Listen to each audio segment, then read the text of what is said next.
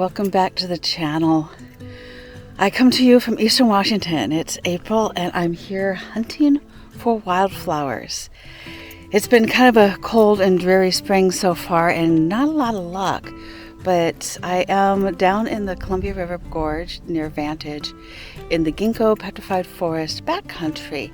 Actually, I haven't quite gotten there yet. I'm sitting by the road talking to you, just telling you what's going to be happening today. But it's a state park, so welcome to photographing Washington State Parks also. And this is a trail that I haven't taken before, and it goes in the backcountry. It's about 5 miles long, and I'm hoping to see the first wildflowers of the season.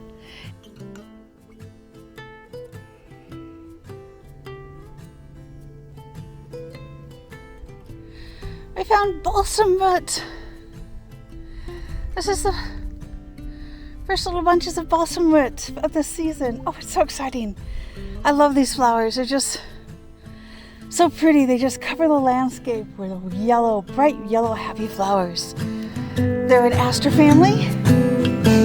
As you can tell by that they kind of look like daisies and asters and sunflowers. Oh, and you see the leaves are kind of look like arrowhead. So it's arrowhead leaf balsam root. Yay! We found some!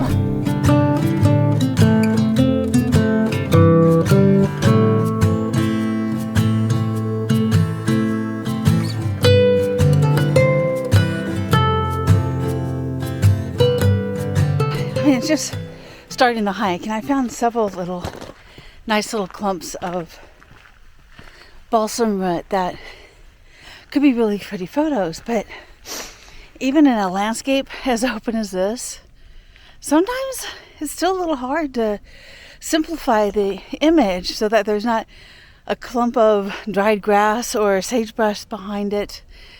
It is still kind of messy at times. So I've had to pass up a couple of compositions for just for that reason, just because there's something messy in it, and it was interfering with my ability to either clone it out or crop it out. One of the things really cool about the wildflowers over here is often when you have the balsam root, you have lupins or some sort of other sweet pea type flower blooming next to it, and they're purple, and it's beautiful with the purple colors against the yellow colors, which are their complement colors. They're across the color wheel from each other, and it's really pretty when you get them together. Sometimes it's a little hard because right now they're spaced apart quite a bit, but I'm sure in a week or two they're going to be absolutely stunning on this hillside.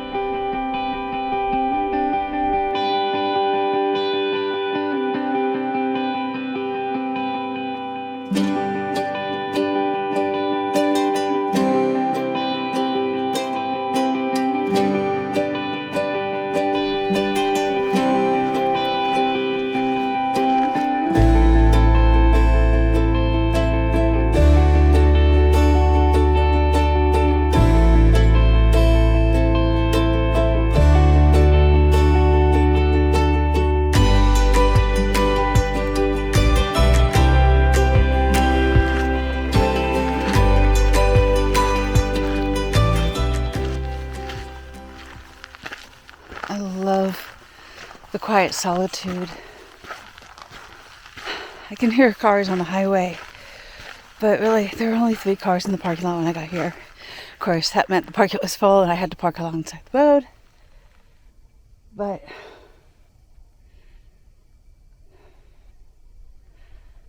I love this. Ooh, we have some phlox. This is such a pretty little thing. These flowers grow in little clumps like this, and have these little 5-petaled flowers on them. Sometimes in the Arctic or the Alpine regions, you got smaller flowers, but these are really pretty. As always with wildflowers, I'm trying to create images and compositions that show the details of the flower. Some, little small vignettes, intimate landscapes, and of course showing the gorgeous scenery, that their environment that they're growing in. All these things help you understand the plant much better than just saying, oh, that's a pretty flower. Considering the harsh conditions these beautiful flowers grow in, they're pretty remarkable. Anyways, I've also trying to capture all the stages, from the buds to the blooms to the decay. Last year's flowers, evidence of flowers, this year's bloomings and buds. All that helps you understand the flower too. Never forget the decay. That's an amazing part of nature, because a lot of the decay helps with fertilizing the ground for next year.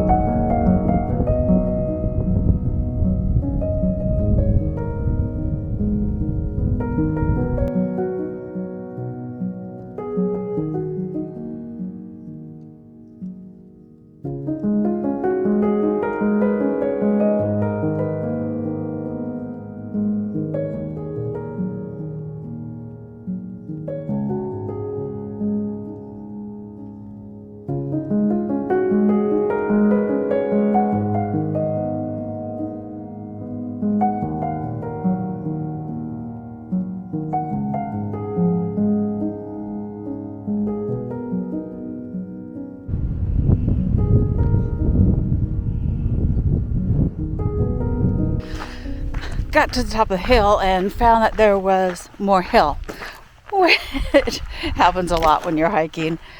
But the other thing that happened at the top of the hill was the wind started kicking up, which I kind of knew it was going to happen, but it makes for photographing wildflowers a bit difficult, because as the wind's blowing, the heads are bopping around, and you end up having to, well, increase your shutter speed. So how do you do that?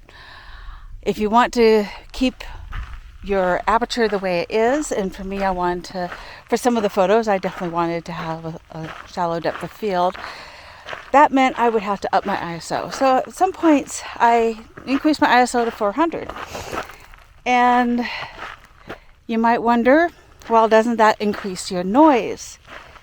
Well, yeah, but indiscernibly. I mean, I'm not going to enlarge these photos and print these photos to a grand scale. These are to be shared online, and maybe there's a portfolio worthy image in here, but really what I'm trying to capture here is the essence of the place through various photos, and to inspire you to come out and capture images even on gray days, because I'll tell you, having cloud cover when you're trying to photograph wildflowers is a blessing. You don't get those harsh shadows, and it's easier to get the photo and not have blown out highlights and somebody standing in your way and casting a shadow, and then so you're having really dark shadows and really bright highlights. It creates a nice soft effect for your photography, especially for your wildflowers or any flowers. And also for forests, it's called the 4 Fs: the forest, flowers, waterfalls, and faces. All do really well on days where it's cloudy. But got behind a ridge line here, so there's not much wind, and I am heading back down to the car. And wow, what a great day. I saw a herd of bighorn sheep. Did you see those photos? That was really cool.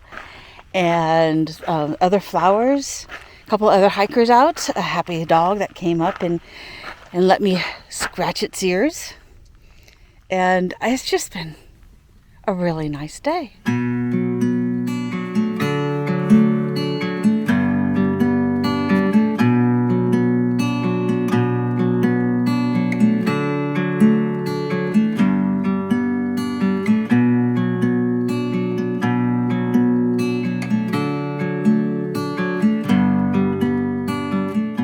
Have reached the end of another hike and another jaunt out into Washington State Parks. And Ginkgo Petrified Forest State Park has a lot of things to view and look at. It's a very fascinating place. There is a whole forest here that's been petrified, and a lot of them were ginkgo trees. There's a lot of ginkgo trees in this area. And you can still see those. They are a little further up the road from where I am. And there's a wonderful overlook and a museum here. There's no camping. It's just a day use park and with wind, so I do apologize for the wind.